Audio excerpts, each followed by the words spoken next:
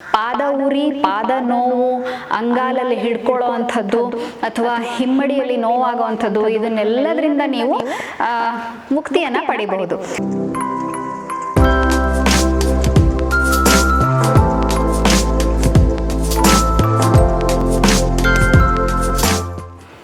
ಎಲ್ಲರಿಗೂ ನಮಸ್ಕಾರ. ನಾನು doctor Chaitra Pandit, natural medicines ಹಾಗೂ lifestyle consultant, Samanvita Chikitsalaya, Honnavar. Doctor Chaitra Pandit official YouTube ಚಾನಲ್ಗೆ ನಿಮಗೆಲ್ಲರಿಗೂ ಸ್ವಾಗತ. ನಾನು ಈ ಪ್ಲಾಂಟರ್ ಫೆಶೈಟಿಸ್ ಅನ್ನುವಂಥ ಒಂದು ವಿಡಿಯೋವನ್ನು ಮಾಡಿ ಹಾಕಿದಾಗ ಸುಮಾರು ಜನಕ್ಕೆ ಇದರ ಒಂದು ವ್ಯಾಯಾಮದ ಬಗ್ಗೆ ತಿಳಿಸ್ಕೊಡಿ ಅಂತ ಹೇಳುವಂಥ ರಿಕ್ವೆಸ್ಟ್ ಬಂದಿತ್ತು. ಸೊ ಹಾಗಾಗಿ ಇವತ್ತಿನ ಈ ವಿಡಿಯೋದಲ್ಲಿ ನಾನು ನಿಮಗೆ ಪ್ಲಾಂಟರ್ ಫೆಶೈಟಿಸನ್ನು ಕಡಿಮೆ ಮಾಡ್ಕೊಳ್ಳೋದಕ್ಕೆ, ಪಾದದ ನೋವನ್ನು ಕಡಿಮೆ ಮಾಡ್ಕೊಳ್ಳೋದಕ್ಕೆ, ಸುಲಭವಾಗಿ ನಡೆಯೋ ಹಾಗೆ ಮಾಡೋದಕ್ಕೆ, ಹಿಮ್ಮಡಿ ನೋವನ್ನು ಕಡಿಮೆ ಮಾಡ್ಕೊಳ್ಳೋದಕ್ಕೆ ಹೇಗೆ ಯಾವ ರೀತಿಯ ವ್ಯಾಯಾಮವನ್ನು ಮಾಡ್ಕೊಳ್ಳೋದ್ರಿಂದ ಅದನ್ನು ಪರಿಹರಿಸ್ಕೊಳ್ಬಹುದು ನೀವು ಅಂತ ಹೇಳುವಂಥದ್ದನ್ನು ತಿಳಿಸ್ಕೊಡ್ತಾ ಹೋಗ್ತೀನಿ. ಹಾಗಾಗಿ ವಿಡಿಯೋವನ್ನು ಕೊನೆಯವರೆಗೆ ನೋಡ್ತಾ ಹೋಗಿ. ಬನ್ನಿ ವ್ಯಾಯಾಮವನ್ನು ಮಾಡೋಣ. ಸೊ ಮೊದಲನೇದಾಗಿ ನಾವು ಈ ಪ್ಲಾಂಟರ್ ಫೆಶೈಟಿಸ್ಗೆ ಎಲ್ಲದನ್ನು ಕಾಲಿನ ಪಾದ, ಕಾಲಿನ ಬೆರಳು ಇವುಗಳ ಮೇಲೆ ಕಾನ್ಸಂಟ್ರೇಟ್ ಮಾಡ್ತಾ ಇರೋದ್ರಿಂದ ಮೊದಲನೇದಾಗಿ ನೀವು ಹೀಗೆ ಯಾವುದಾದ್ರೂ ಒಂದು ಕಂಫರ್ಟೇಬಲ್ ಚೇರಲ್ಲಿ ಅಥವಾ ಸ್ಟೂಲ್ ಮೇಲೆ ಕೂತ್ಕೊಂಡ್ಬಿಟ್ಟು ನಿಮ್ಮ ಎರಡೂ ಕಾಲುಗಳನ್ನು ಎದುರುಗಡೆ ಇಟ್ಕೊಳ್ಬೇಕು. ಎರಡೂ ಕಾಲನ್ನು ಇಟ್ಕೊಂಡು ಕಾಲಿನ ಬೆರಳನ್ನು ಈ ರೀತಿಯಲ್ಲಿ ಮಡಚೋ ಅಂಥದ್ದು, ಬಿಡೋ ಅಂಥದ್ದು. ಕಾಲಿನ ಬೆರಳನ್ನು ಮಡಚಬೇಕು, ಬಿಡಬೇಕು. ಇದನ್ನೇ ಒಂದು 10 ರಿಂದ 20 ಬಾರಿ ನೀವು ರಿಪಿಟೇಷನನ್ನು ಮಾಡಬೇಕು. ಈ ರೀತಿಯಲ್ಲಿ ಮಡಚೋದು, ಬಿಡೋದು, ಮಡಚೋದು, ಬಿಡೋದು. ಇದು ಮೊದಲನೇ ವ್ಯಾಯಾಮ. ಇನ್ನು ಎರಡನೇ ವ್ಯಾಯಾಮ ಅಂತಂದರೆ ನಿಮ್ಮ ಹಿಮ್ಮಡಿಗಳನ್ನು ಮೇಲೆ ಎತ್ತಬೇಕು. ಸೊ ಈ ರೀತಿ ನಿಮ್ಮ ಹಿಮ್ಮಡಿಗಳನ್ನು ಮೇಲೆ ಎತ್ತೋ ಅಂಥದ್ದು, ಕೆಳಗೆ ಬಿಡೋದು, ಮೇಲೆ ಎತ್ತೋದು, ಕೆಳಗೆ ಬಿಡೋದು. ಈ ವ್ಯಾಯಾಮವನ್ನು ಸಹ ನೀವೇನು ಮಾಡಬೇಕು ಅಂತಂದರೆ ಒಂದು 10 ರಿಂದ 20 ಬಾರಿ ರಿಪಿಟೇಷನನ್ನು ಮಾಡ್ಕೊಳ್ಳೋದು. ಈ ಎಲ್ಲ ವ್ಯಾಯಾಮಗಳನ್ನು ದಿನದಲ್ಲಿ 3 ರಿಂದ 4 ಬಾರಿ ಅಭ್ಯಾಸವನ್ನು ಮಾಡಬೇಕು. ಒಂದು ಸಲ ಸ್ಟಾರ್ಟ್ ಮಾಡಿದ್ರೆ 10 ರಿಂದ 20 ರಿಪಿಟೇಷನನ್ನು ಮಾಡ್ಕೊಳ್ಬೇಕಾಗತ್ತೆ. ಸೊ ಈ ರೀತಿ ಹಿಮ್ಮಡಿಯನ್ನು ಮೇಲೆ ಎತ್ತೋದು 10 ರಿಂದ 20 ಬಾರಿ ಆದ ನಂತರದಲ್ಲಿ ಮೂರನೇದೇನಪ್ಪ ಅಂತ ಕೇಳಿದ್ರೆ ಪಾದವನ್ನು ಮೇಲೆ ಎತ್ತಬೇಕು. ಈ ರೀತಿಯಲ್ಲಿ ಹಿಮ್ಮಡಿಯ ಮೇಲೆ ನಿಮ್ಮ ಪಾದವನ್ನು ನಿಲ್ಲಿಸುವಂಥದ್ದು. ಸೊ ಪಾದವನ್ನು ಮೇಲೆ ಎತ್ತಿ ಹಿಮ್ಮಡಿಯ ಮೇಲೆ ನಿಲ್ಲಿಸಿ, ಮತ್ತೆ ಕೆಳಗೆ ತೊಗೊಂಡು ಬನ್ನಿ. ಪಾದವನ್ನು ಮೇಲೆ ಎತ್ತಿ ಹಿಮ್ಮಡಿಯ ಮೇಲೆ ನಿಲ್ಲಿಸಿ, ಪುನಃ ಕೆಳಗೆ ತೊಗೊಂಡು ಬನ್ನಿ. ಇದನ್ನು ಕೂಡ ಒಂದು 10 ರಿಂದ 20 ಬಾರಿ ಅಭ್ಯಾಸವನ್ನು ಮಾಡಬೇಕು.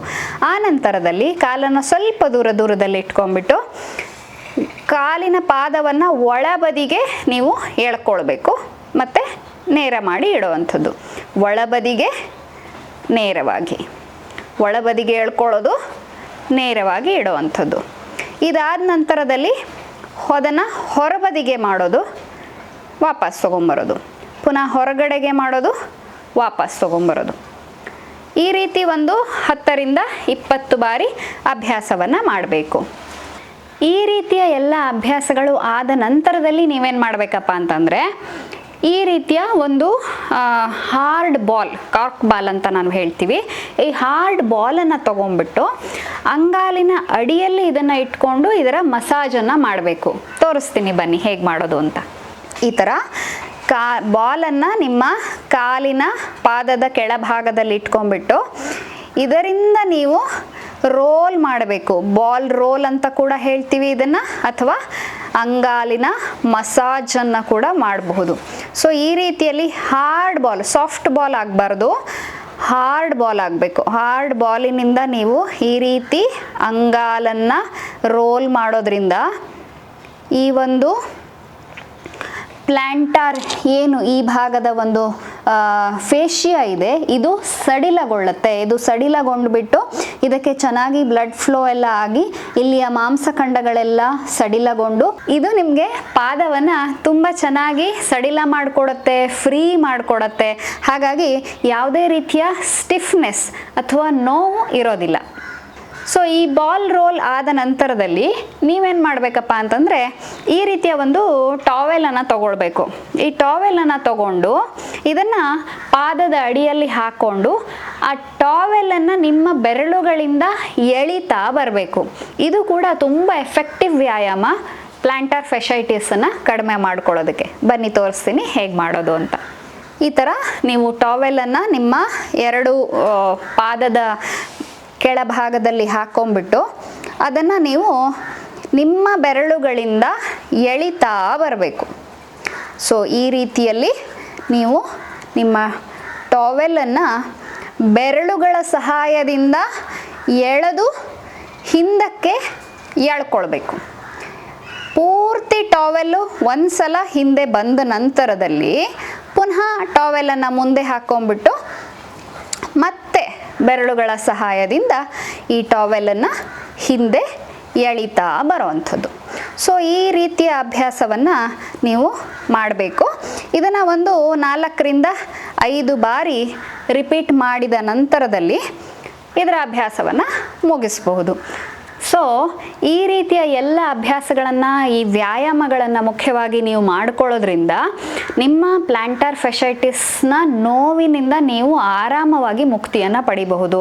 ನಡೆಯೋದಕ್ಕೆ ಕಷ್ಟ ಆಗತ್ತೆ, ತುಂಬ ನೋವು ಬರುತ್ತೆ. ಬೆಳಗ್ಗೆ ಏಳೋದು ಅಂತಂದರೆ, ಎದ್ದು ನಡೆಯೋದು ಅಂತಂದರೆ ಅಬ್ಬಬ್ಬಾ ನರಕ ಯಾತನೆ ಅಂತ ಹೇಳುವಂಥವ್ರು ತುಂಬ ಜನ ಇದ್ದಾರೆ.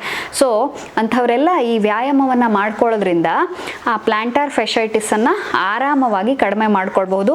ಪಾದ ಉರಿ, ಪಾದ ನೋವು, ಅಂಗಾಲಲ್ಲಿ ಹಿಡ್ಕೊಳ್ಳೋ ಅಂಥದ್ದು ಅಥವಾ ಹಿಮ್ಮಡಿಯಲ್ಲಿ ನೋವಾಗುವಂಥದ್ದು, ಇದನ್ನೆಲ್ಲದರಿಂದ ನೀವು ಮುಕ್ತಿಯನ್ನು ಪಡಿಬಹುದು.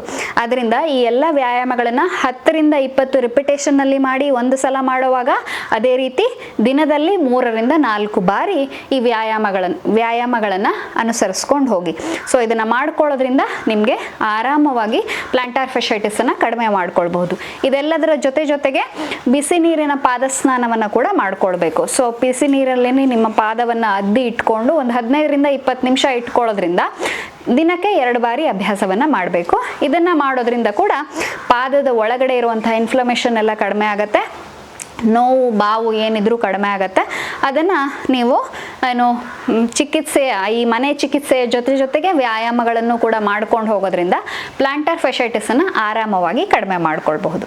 ಇಂಥದ್ದೇ ಹಲವಾರು ಮಾಹಿತಿಯುಕ್ತ ವಿಷಯಗಳೊಂದಿಗೆ ಮುಂದಿನ ವಿಡಿಯೋದಲ್ಲಿ ಭೇಟಿಯಾಗ್ತೇನೆ. ಅಲ್ಲಿವರೆಗೆ ಆರೋಗ್ಯವಾಗಿರಿ, ನಗ್ನಗ್ತಾ ಇರಿ. ನಮಸ್ಕಾರ.